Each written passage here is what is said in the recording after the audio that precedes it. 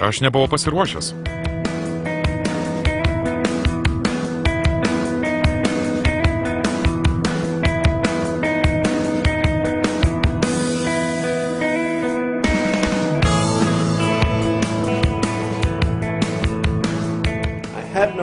Aš neturiu nei rankų, nei kojų, bet esu labai dėkingas, kad turiu štai šį plakantį viščiuko sparnelį. Žmonės mane pamatė, netenka žado. Buvo šaunus nuotykis ant vandens kalnelių, čiuožiau žemyn visiškai vienas. Čiuožyklos apačioje viskas buvo kaip įprasta. Ir staiga pasirodo, aš visi praradęs žadą žiūri štai taip. Tuomet ir aš klausimai nužvelgę save tariu, kasgi čia dabar? Kurgi dingo rankos ir kojos?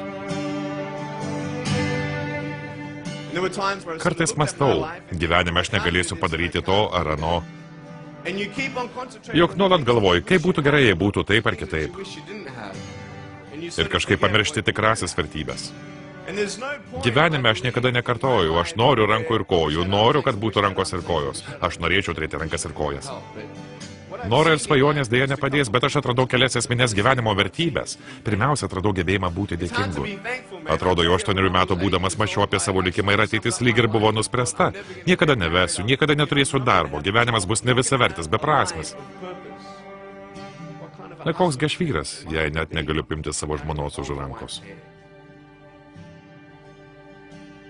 Save menkinti neteisinga, nes tu tikrai nesi menkesnės už kitus.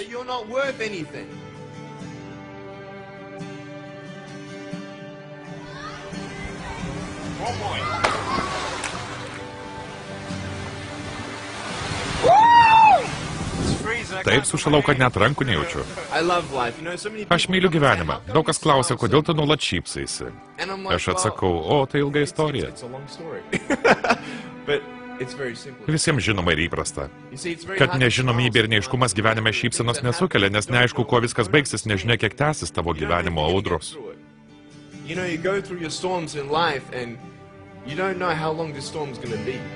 Šiandien norėčiau papasakoti apie savo atrastas gyvenimo tiesas, kurios tik turi jums.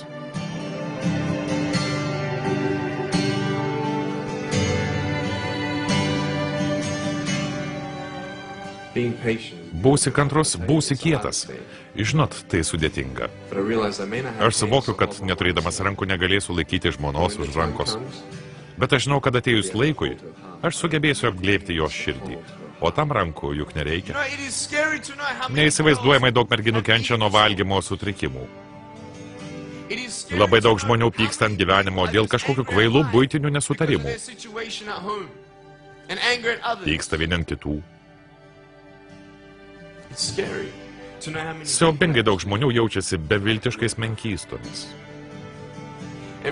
Kiekvienai čia esančiai merginai sakau,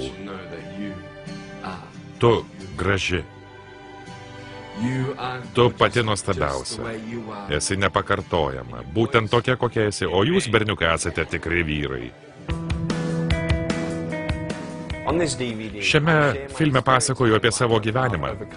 Kaip man pavyko susidoroti su savo gyvenimo iššūkiais, sunkumais, nes matau naują, šviežią gyvenimo tikslą, būti dėkingam, svajoti ir niekada nepasiduoti.